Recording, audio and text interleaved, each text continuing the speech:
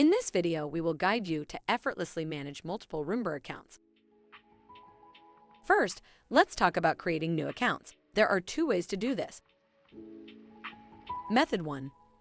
From your existing Roombr account, go to the user menu and select Create a new account.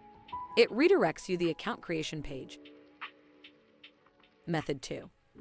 While logged into any Roombr profile, go to the user menu and select Manage Account. Then click on Create a new account.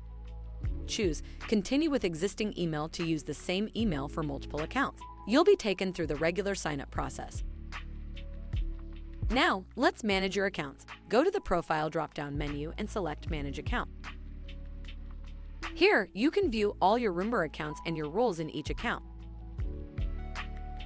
To switch between accounts, simply click on the Profile drop-down menu and select the account you want to switch to. And there you have it. Managing multiple Roombr accounts has never been easier. Roombr.